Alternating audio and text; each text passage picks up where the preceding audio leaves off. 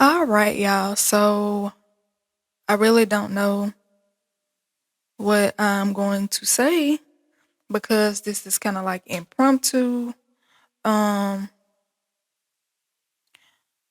but I do want to say this: do not despise small beginnings. It doesn't matter what things may look like now in your life. It doesn't matter what things may look like in your relationship, your marriage, your finances. Keep going. Keep going. Simply because how things may look now, it may not always be like that. I have really learned to just wait it out because when you try to rush things, when you try to force stuff and make your own ways and your own avenues, that's us like just getting in the way of God's will, right? So why not just wait on God, like wait on God confidently and really just see what He's unfolding right in front of you because you'll see so much more. You see so much more when you're quiet. You see so much more when you're still. But if you're constantly moving, constantly trying to make plays, constantly trying to do all of the things to be God over God, you're going to miss the small stuff. You're going to miss what He's really doing in the midst of you getting to the promise. And I promise you, I don't want to miss that. Like, I don't want to miss what God is trying to do in my life because I'm so busy with the progress. I'm so busy with moving. I'm so busy with just being busy. And sometimes the enemy can use business as a distraction to keep you from the real purpose, to keep you from the real things that God is trying to show you in this moment. But you're so busy till you're missing it. You're missing, the people He's trying to release from your life. You're missing He wants you to speak to this person at work and to speak life into them, but you're so busy. You got so much stuff wrapped in your head and so much stuff you trying to do till you're missing it. So, I just say to you, like, do not despise small beginnings, man. Stop trying to rush it. Stop trying to force it. Stop trying to make your own play. Stop trying to be the God of your own life because God knows best. He knows what's needed in our lives. He knows who we need, what we need. And if we're going to call Him our Father, we got to trust Him. We're not orphans. We don't have that orphan spirit. We need to learn that, we have a great Father, a Father that will never leave us nor forsake us. So why do we doubt Him so much? Why do we doubt the timing? Why do we doubt if He's going to really come through? Like, God's timing is not like ours. It's totally different. So it's like what's 1 minute to us, it can be 100 days to Him. But whatever the time frame is, make sure that you don't get in over your head. Make sure that you don't, lose your head and just get so caught up in the fact that God hasn't done it yet type of thing. Like, you want to stay in the rhythm of God. And by doing that, you constantly in prayer, you constantly making time for Him, constantly in your word, staying rooted, staying around people that will make sure that you're in rhythm with Him. You need people that are going to constantly push you to do the right thing, push you to be obedient. But if you got friends that's around you that's constantly just telling you, girl, you got to do this, girl, you got to do that. You don't want to be, a spiritual opportunist, a person that's always looking for the next thing spiritually. Sit still and see what God is trying to teach you in this moment. Because you don't want to miss what He's trying to show and unfold right before your eyes. But if you're so busy, you're going to miss it. And I think the way that this world is moving, everything is so fast. Healing is fast. Relationships are fast. People just like they get married one day, they having kids the next day. Like, everything is just so fast these days. Nobody want to wait on stuff. Everything is just so microwavable type. This generation is just so quick. Everything is quick, quick, quick, quick. What happened to savoring the sacred things? And what I mean by that is, just taking hold to what you have and keeping it.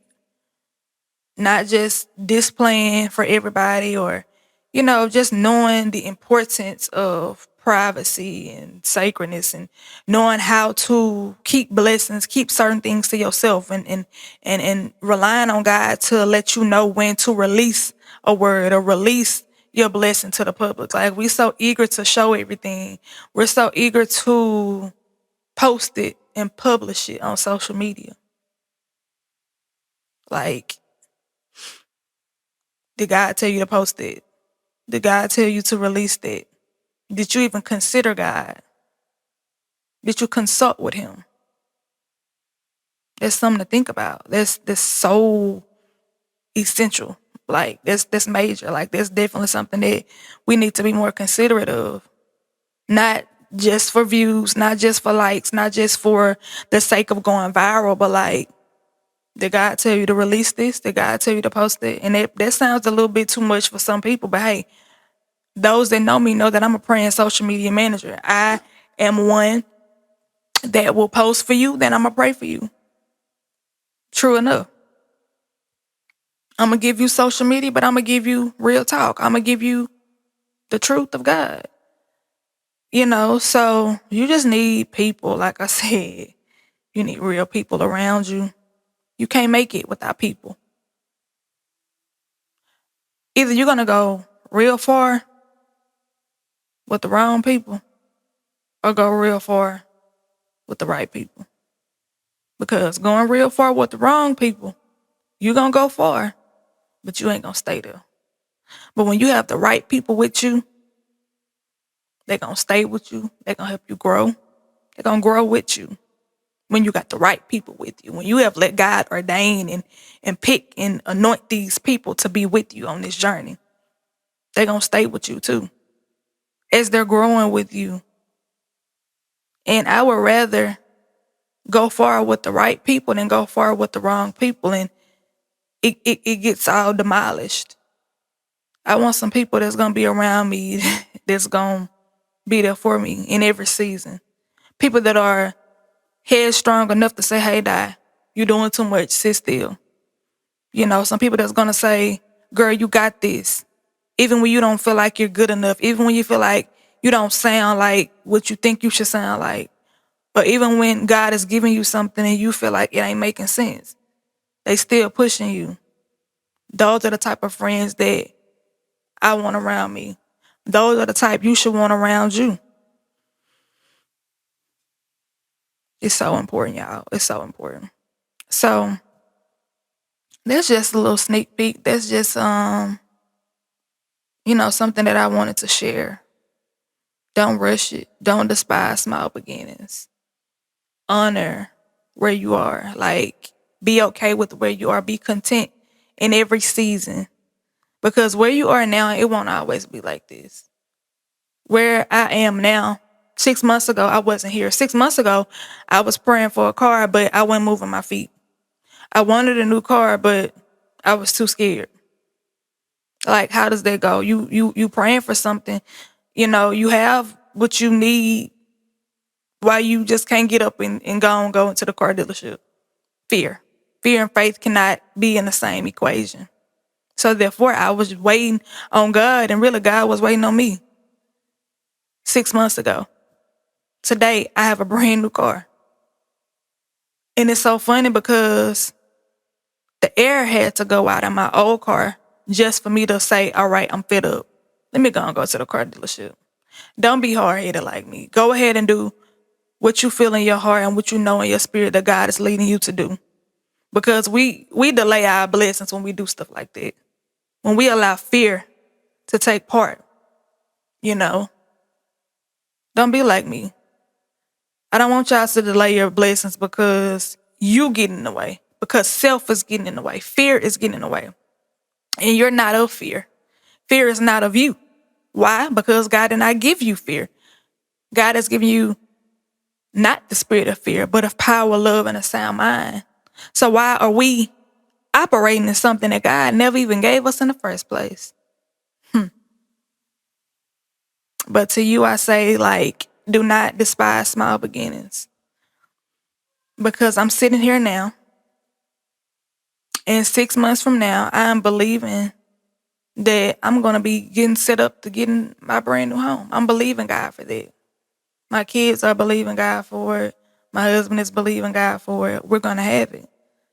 We're going to see God move, not just within our home, but within everything that we touch, every place that we walk. People are going to be able to say like, oh man, how did they do that? God, that's how God did it. And way before DJ Khaled made this song, man, I been knew that our God could do it. I been knew that, Jesus was the center of it all. I been knew that what Jesus did on the cross, you know, unleashed capabilities and possibilities and opportunities for me and mine.